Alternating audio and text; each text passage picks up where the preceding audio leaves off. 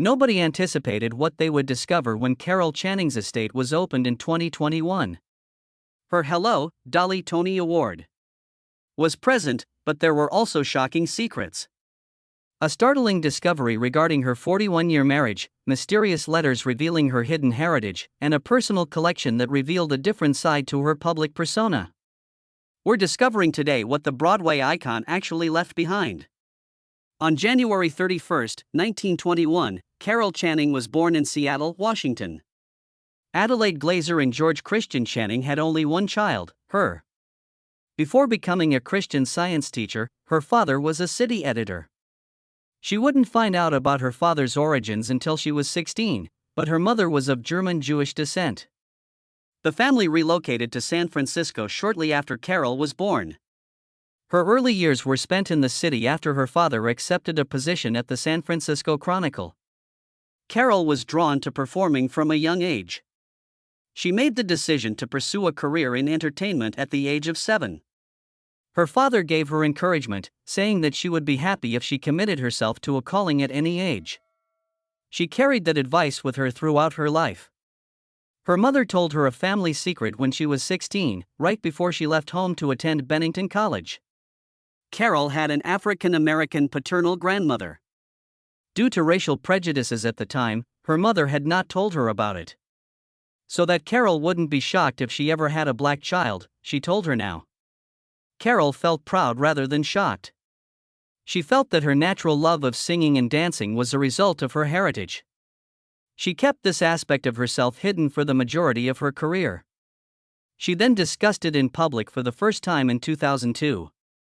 She referred to it as a source of pride and stated that it had impacted her career in ways she had not previously fully comprehended.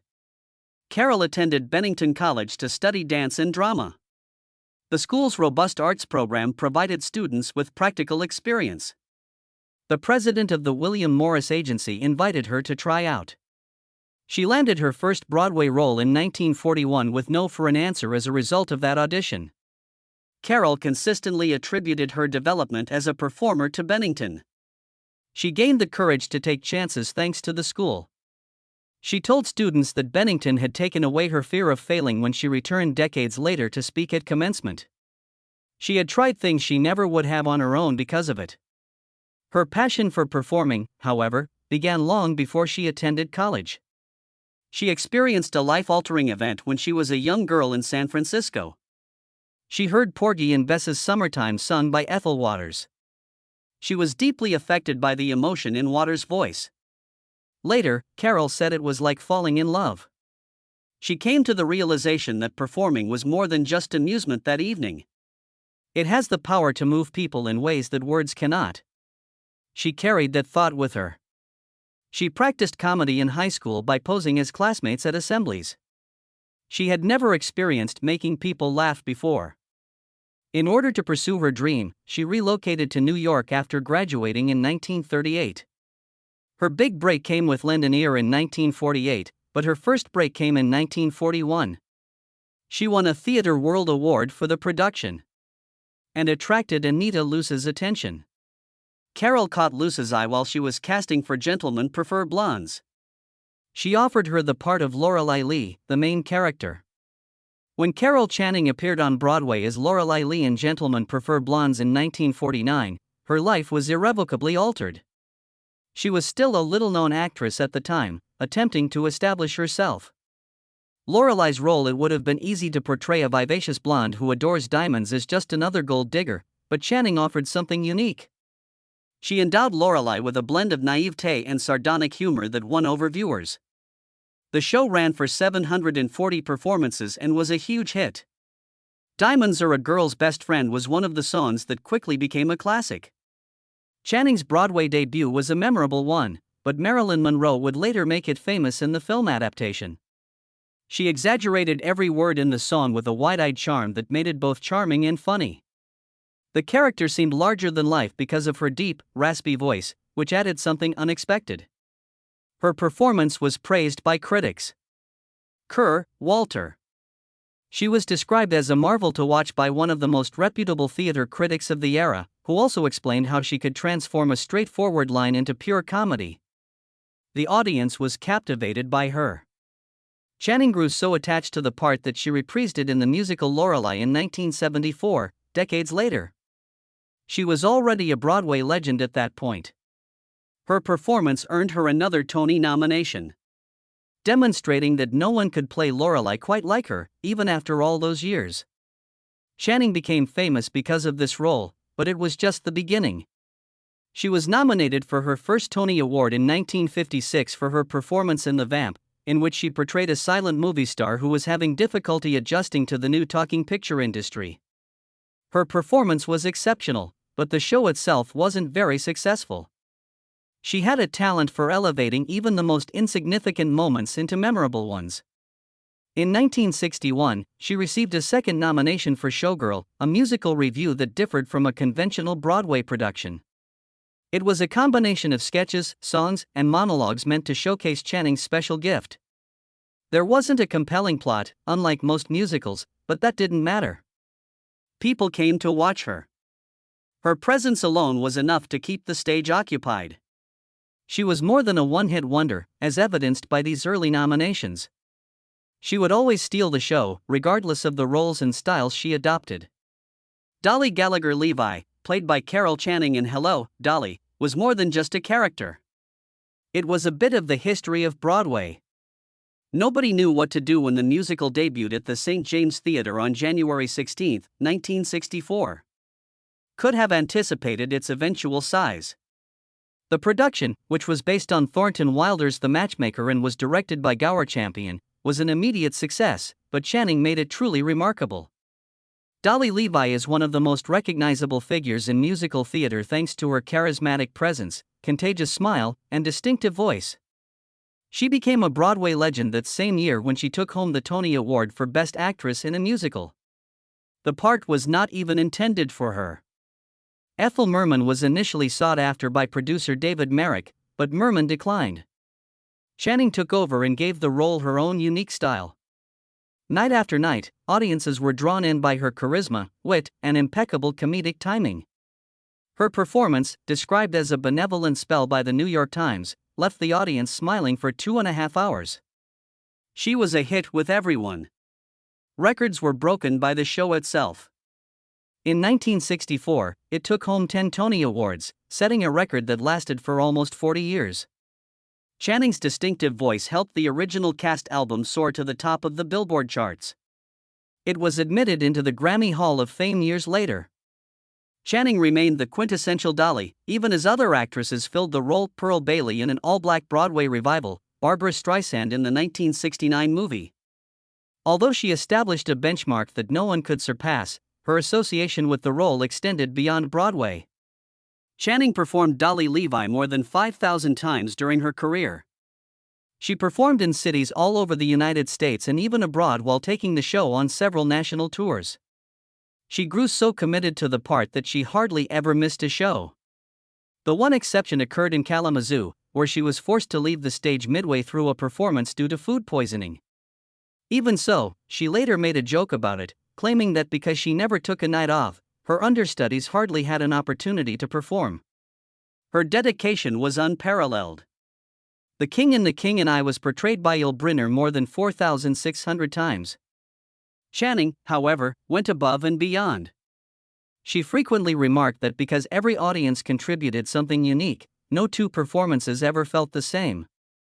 She performed Hello, Dolly in major American theaters, as well as in Japan and Vietnam, where she amused American soldiers during the conflict. She never lost her energy, no matter where she was. Decades later, she continued to return. In both the 1978 and 1995 Broadway revivals, she played the lead role. Because it took place the same year she was honored with a Tony Award for Lifetime Achievement, that second revival was particularly noteworthy. Leroy Reams is the director. The Lunt-Fontanne Theatre hosted the production from its opening until the beginning of 1996. Everything she had put into the role was celebrated. Playing Dolly once more was like putting on cozy shoes, she said. Audiences concurred. The magic she possessed in 1964 was still there. She accompanied Hello, Dolly on tour. From 1994 to 1997, once last. She still had the same charm and energy when she was 75 years old. She was still beloved by crowds. Many saw her live as if they were witnessing the making of history. She loved every opportunity to introduce the show to new audiences and embraced the life of touring. Like her personality, Carol Channing's film career was vibrant. Every role she played became something she would never forget. She always made an impression, whether she was portraying a quirky sidekick or a glamorous socialite. Her most well-known performance was in the 1967 film Thoroughly Modern Millie. She portrayed a wealthy widow with a kind heart named Muzzy Van Hosmeer. The movie followed Julie Andrews' character Millie Dilmount, a young lady in the 1920s who was searching for love and prosperity. There was more to Muzzy than just comedic relief. She turned into Millie's mentor, helping her navigate the highs and lows of city life. Channing's extravagant charm glowed on the screen. She played a xylophone and danced. She performed Jazz Baby with her usual audacity. She spoke with a blend of warmth and humor in each line. Her energy was adored by the audience. So did the critics. She was nominated for an Academy Award and won a Golden Globe for Best Supporting Actress. The film itself was a huge success. It received 7 Oscar nominations and became the 8th highest-grossing movie of 1967. Channing still recalled the event with nostalgia years later. She frequently gave Julie Andrews credit for helping her develop the part, referring to her as an angel for providing assistance on set. Channing had made her cinematic debut in The First Traveling Saleslady in 1956, more than 10 years prior. Ginger Rogers played a woman who was determined to make a name for herself in the male-dominated business world in this comedy western. Channing portrayed singer-turned-salesperson Molly Wade, who accompanied her friend on a barbed wire sales trip across cattle country. The movie had a unique claim to fame. Clint Eastwood played one of his first roles with credit in it. More enduring, Channing was in interviews. She later made light of it, stating that it was likely more thrilling for him than for her. Although it had its moments, the film itself wasn't a box office success. It was among the final movies made by RKO Pictures prior to its closure. Additionally, it conveyed a subtly feminist message by showcasing women in leadership roles during a period when men controlled the business sector. Channing's portrayal gave the narrative charm and humor, demonstrating that she was just as talented on screen as she was on stage. Then came 1968's Skidoo, a movie that Channing had never made before. This strange counterculture comedy, which was directed by Otto Preminger, attempted to encapsulate the rebellious ethos of the 1960s. It followed Jackie Gleason's character, a retired mobster, as he took LSD by accident. Groucho Marx portrayed God, a criminal boss. Frankie Avalon, Mickey Rooney, and a few other celebrities were also in the film. Channing brought her typical exuberance to the role of Flo Banks, the mobster's wife. She was clad in pirate garb and singing the title song as hippies staged an ambush in one of the most memorable scenes. The film was erratic and wild. Unfortunately, it was a box office failure. Critics were unsure of how to interpret it. Neither were the audiences. However, Skidoo eventually found a second life as a cult movie. It was weird, disorganized, and entirely original. Channing's performance was noteworthy because it demonstrated her willingness to take chances. She collaborated with some of Hollywood's most renowned filmmakers during her career. Before making Butch Cassidy and the Sundance Kid, George Royhill directed her in the utterly contemporary Millie. She starred in The First Traveling Saleslady, which was directed by Arthur Lubin, who is renowned for fusing humor with unusual themes. She was cast in Skidoo by Otto Preminger, who is known for pushing boundaries. Every movie revealed a different aspect of Channing. She was capable of being sophisticated and glitzy. She could be quirky and humorous. She might even appear in a comedy about psychedelic mobsters. Channing was a regular guest on variety shows, which dominated television in the 1960s. In addition to singing, she put on a full show when she appeared on The Ed Sullivan Show, The Carol Burnett Show, and The Andy Williams Show. Songs such as The Girl in the Show were more than just melodies. They displayed her distinct style and were brimming with personality and humor. She also made an appearance on Hollywood Squares, where she was well liked by viewers due to her sharp wit. Audiences could rely on her to perform her signature songs, such as Hello, Dolly and Diamonds or A Girl's Best Friend, regardless of the show she was on. She became well known outside of the stage thanks to these performances, which helped her bring her Broadway magic into people's living rooms. Channing played a part in 1985 that seemed to be a perfect fit for her. She portrayed the White Queen in the star-studded Alice in Wonderland television series on CBS, which starred Natalie Gregory as Alice. Every scene was made unforgettable by Channing's flawless blend of charm and eccentricity. Her rendition of Jam Yesterday, Jam Tomorrow was one of the highlights. A tune as fanciful as her persona. Another was when the White Queen abruptly changed into a sheep after pricking her finger. It was unexpected, funny, and weird all at once. It was the kind of moment for which Channing was famous.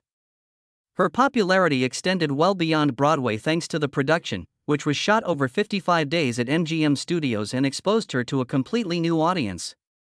She made an appearance on Sesame Street a year later, demonstrating once more her ability to amuse people of all ages. She sang Hello, Sammy, a playful parody of Hello, Dolly, in this episode, which was devoted to a snake by the name of Sammy. With the same warmth and enthusiasm she brought to every performance, she sang to Sammy as he wrapped his arm around her. Despite being a straightforward skit, it quickly gained popularity. Channing had a talent for bringing joy to others. Even in the 1990s, she continued to make memorable appearances, whether they were for seasoned fans or young children who were seeing her for the first time. In 1993, she played a larger-than-life version of herself as a guest star on the popular sitcom The Nanny. She had a new opportunity to showcase her comedic timing in the Smoke Gets in Your Lies episode. Channing's playful nature was well suited to the show, which was renowned for its humor and extravagant aesthetic. Despite only making a brief appearance, she left a lasting impression and reminded viewers of her legendary status. In 1966, Channing's own television program, An Evening with Carol Channing, was broadcast. The one-hour show included comedic sketches, performances, and special guests like David McCallum and George Burns. She performed witty parodies that made fun of popular culture and sang Hello Dolly. She was nominated for an Emmy for the successful special, which demonstrated her ability to run a show by herself.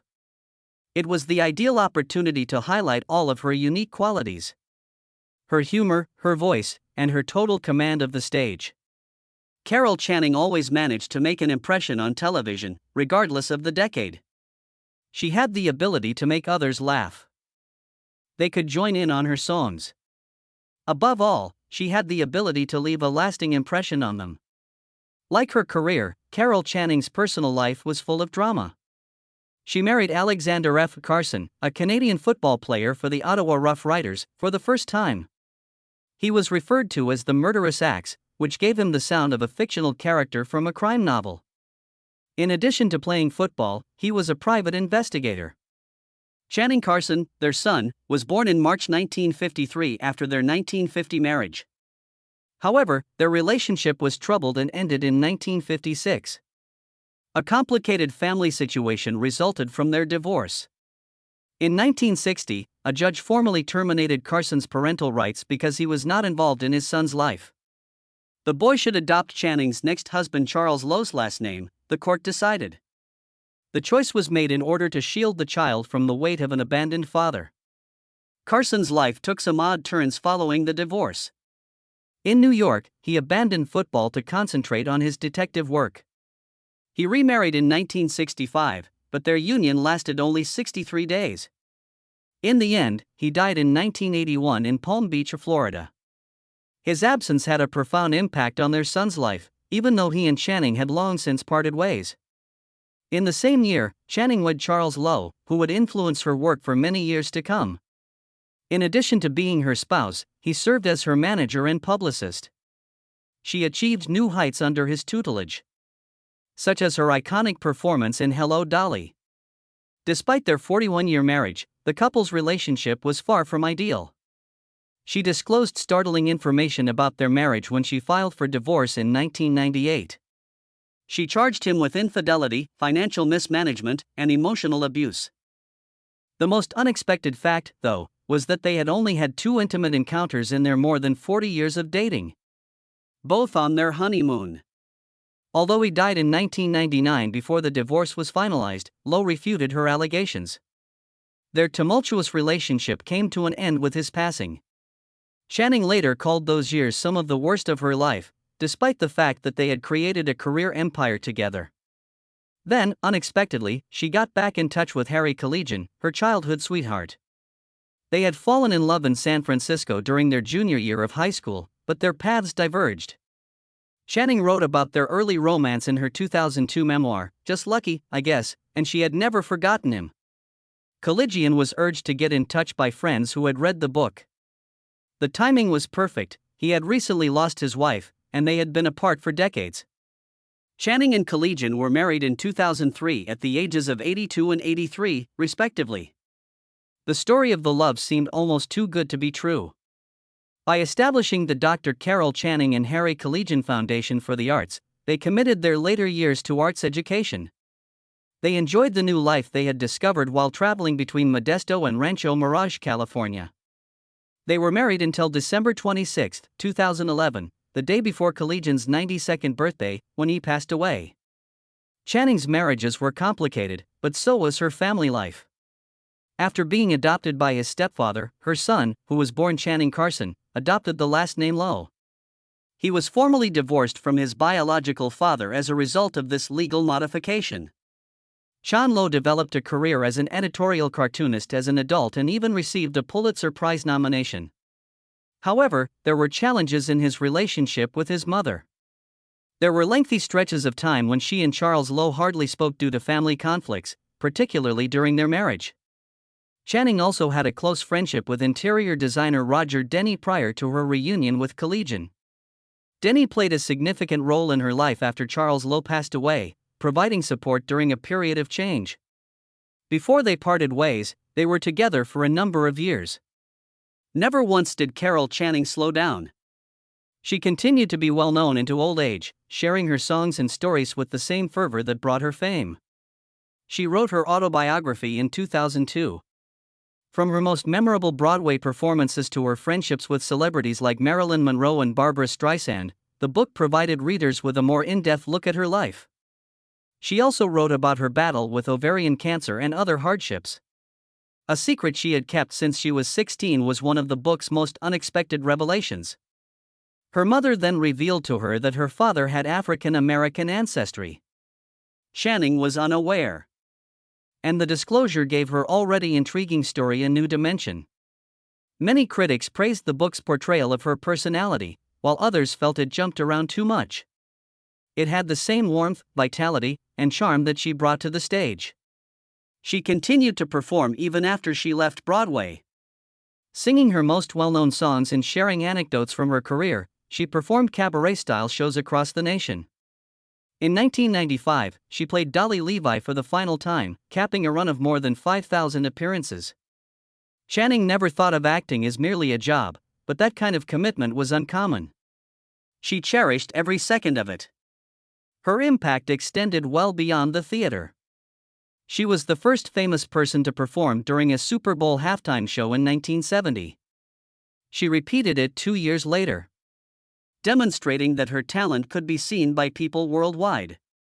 She was memorable because of the way she connected with people. She was a legend even in her last years. Although she died in 2019 at the age of 97, her influence on the entertainment industry remained constant. Carol Channing's legacy endures thanks to her recordings, live performances, and the numerous artists she influenced. There was more to Carol Channing's 2021 estate auction than just a transaction. Fans had the opportunity to commemorate a career spanning more than 70 years and own a piece of her life. More than 200 items from her Southern California home were up for auction at the June 17 online auction hosted by Able Auction Company. There was a great deal of excitement. With her performance of Hello, Dolly, Channing became one of Broadway's most enduring celebrities.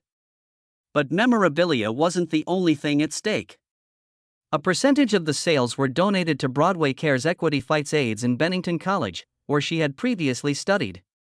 Even without her, the theater community continued to benefit from the years she had dedicated to giving back. Fans first saw what was for sale when the auction catalog was made public in May. Among the most notable aspects were her accolades. It was anticipated that Hello, Dolly, for which she received a 1964 Tony Award, would bring up to $30,000.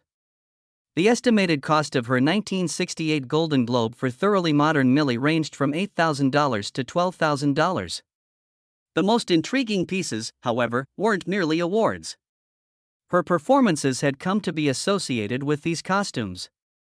The well-known Hello, Dolly red sequin dress was priced between $1,000 and $1,500. Gentlemen Prefer Blondes sold tiaras that ranged in price from $2,000 to $3,000. These were more than just clothes. They were worn by a woman who had defined an era, and they were pieces of Broadway history. Some objects conveyed a more intimate tale. The estimated cost of a framed picture of Channing with Queen Elizabeth II was between $200 and $400. Up to $15,000 was paid for original drawings by Al Hirschfeld, one of which featured her with George Burns. These illustrations were unique. Channing was one of the Broadway icons Hirschfeld had painted, and he had many others. Many emotions were evoked by the auction. A few admirers were thrilled to possess an item that had once belonged to her. Seeing her personal belongings dispersed among several buyers made others sad. Stories and tributes flooded social media. People talked about how they had laughed when they saw her perform live and how her performances had stuck with them. That bond remains solid. With over 6,000 bids, the auction raised approximately $406,000 in just 8 hours. Many were taken aback by one item. Among the items for sale was a vegan diet toolkit. For years, Channing had adhered to a rigorous diet, avoiding dairy products to preserve her voice. She had frequently brought her own food when she traveled for performances. Although the toolkit wasn't a particularly eye-catching piece of memorabilia, it did reveal something significant. Behind her iconic performances was a woman who had put in decades of hard work to remain resilient and continue, night after night. The stage wasn't connected to every item in the auction. Some things were much easier. Costume jewelry, which ranged in value from $50 to $100, provided insight into her daily life. The intimate side of a woman who had lived in the spotlight for the majority of her life was revealed through handwritten letters. These minor details were just as important as the prizes and outfits. They emphasized that she was more than just a Broadway actress. Like everyone else, she was a person who had experienced life, loved, and cherished memories. The absence of furniture was one unexpected finding. Grand pieces that matched her exuberant presence were anticipated by many fans. Rather, smaller personal items accounted for the majority of the auction. The fact that she had not surrounded herself with luxury. She had placed a higher value on people and memories than material possessions. Her decision revealed a lot about her. Fan letters and private photos, some of which included her with well-known people, were also up for auction. One of the most intriguing was the framed picture of Queen Elizabeth II. Her celebrity status wasn't the only factor. It demonstrated the extent of her influence outside of Hollywood and Broadway, into locations that were not always anticipated for theater legends. The drawings by Al Hirschfeld were among the most sought-after pieces. For years, Broadway stars had been immortalized by his distinctive style, and Channing's sketches were no different. In one, she was seen holding a Gentlemen Prefer Blondes crystal ball. She was captured with George Burns by another. These weren't merely sketches. They served as a reminder of a period when actors like Channing influenced the very essence of theater and were a part of Broadway's visual history. Ultimately, selling items wasn't the only goal of the auction. It was about honoring a woman who had illuminated the stage for decades with her presence and energy. These items were purchased by fans who were more than just collectors.